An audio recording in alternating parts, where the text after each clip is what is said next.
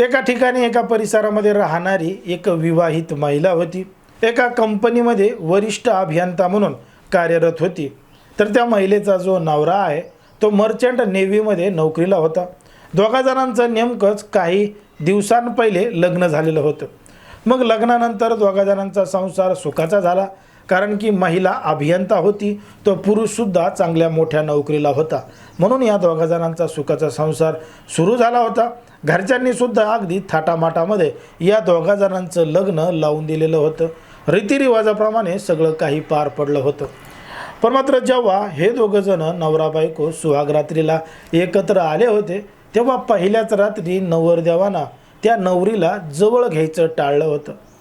मग पहिलाच दिवस आहे, पहिलीच रात्र आहे, म्हणून त्या नवरीला सुद्धा वाटलं की नवरदेव थकला असेल, बरेच ताणतणावामध्ये असेल, नेमकंच लग्न झालं आहे, गाव सगळं काही गोंधळामध्ये असेल, म्हणून नवरीनं सुद्धा नवरदेवाकडे जास्त काही लक्ष दिलं नाही. पण मात्र पहिल्या दिवशीसुद्धा तीच घटना घडली, दुसऱ्या दिवशीसुद्धा तीच घटना घडली. मग वारंवार तीच घटना घडत असल्यामुळं नवरीच्या मनामध्ये शंका येऊ लागली की नवरदेव नेमका जवळ का येत नाही, कशामुळं येत नाही, तो तिला जवळ का घेत नाही. पण मात्र तरीसुद्धा हा सगळा जो काही प्रकार आहे तो नवरीनं त्या ठिकाणी सहन केला. पण मात्र सहन केल्यानंतर जास्त दिवस झाल्यानंतर तिला काही जास्त सहन होत नव्हतं. म्हणून तिनं तिच्या नवऱ्याला थेट विचारायचा प्रयत्न केला. परंतु नवरा म्हणे असं काही नाही, काही प्रॉब्लेम नाही, काही नाही, मला असंच काही करमत नाही, किंवा असंच माझा मूड नाही, किंवा माझ्या मागं ताण आहे, तणाव आहे, असे वेगवेगळे कारणं देत तो बायकोला जवळ घ्यायचं टाळू लागला.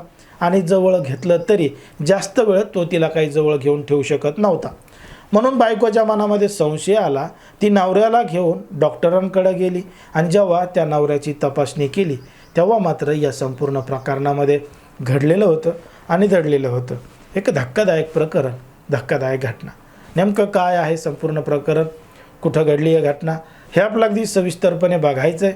पण जर तुम्ही अजूनही आपला चॅनल सबस्क्राईब केलं नसेल तर लगेचच करून घ्या आणि बाजूला असणाऱ्या बेल नोटिफिकेशनलासुद्धा ऑन करायला विसरू नका. आता ही संपूर्ण घडलेली घटना आहे ती आहे कल्याणमधील खडकपाडा पोलीस ठाण्याच्या हद्दीमध्ये घडलेली संपूर्ण घटना आहे. या ठिकाणी या परिसरामध्ये राहणारी एक विवाहित महिला आहे. ती एका कंपनीमध्ये वरिष्ठ अभियंता म्हणून कार्यरत आहे, नोकरी करते. तर तिचा जो नवरा आहे तो मर्चंट नेव्हीमध्ये काम करतो. या दोघा जणांचं लग्न नेमकंच काही वर्षांपहिले झालं होतं. लग्नानंतर सुखाचा संसार सुरू झाला होता. पण मात्र त्या महिलेला तिचा नवरा जवळच घेत नव्हता.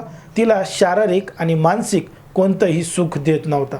मग नवरा सुख देत नसल्यामुळं त्याची तक्रार त्या महिलेनं तिच्या सासूकडं केली, सासऱ्याकडं केली. पण मात्र सासू सासऱ्यांनी त्या सुनेची तक्रार ऐकून घेतली नाही. उलट त्यांनी उलटसुलट बोलायला त्यांच्या सुनेला चालू केलं. मग ती मोठ्या प्रमाणात वैतागली. हे केलं, तिनं नवऱ्याला विचारायचा प्रयत्न केला.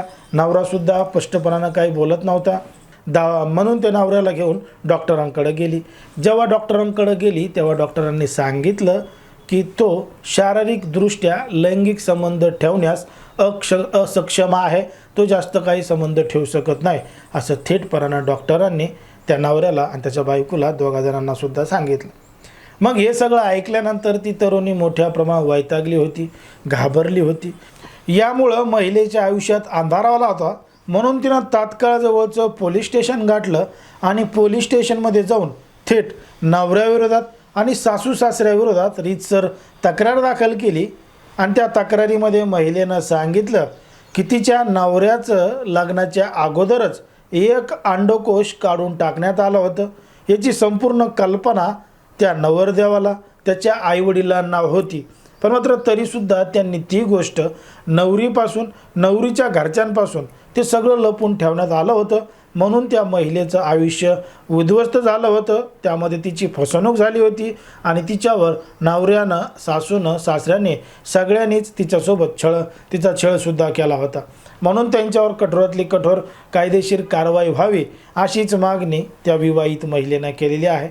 आता पोलिसांनी या संपूर्ण प्रकरणी तक्रार दाखल करून घेऊन गुन्हेसुद्धा दाखल केले आहेत आणि अधिक तपास पोलीस करणार आहेत. पण मात्र सध्या समाजामध्ये, देशामध्ये, राज्यामध्ये कशा पद्धतीच्या घटना घडत आहेत हे तुम्हाला या संपूर्ण प्रकरणावरून लक्षात आलं असेल. आता ज्या पद्धतीने ही संपूर्ण घटना घडली आहे त्याच्यावर तुम्हाला काय वाटतं हे अगदी स्पष्टपणे कमेंटमध्ये सांगा. कारण की कोणाच्याही भावना दुखवणं, कोणाचंही मन दुखवणं हा आपला उद्देश नाही. समाजामध्ये जे घडतंय, मीडियामध्ये जे दिसतंय तेच सांगायचं काम आपण या ठिकाणी करत असतो.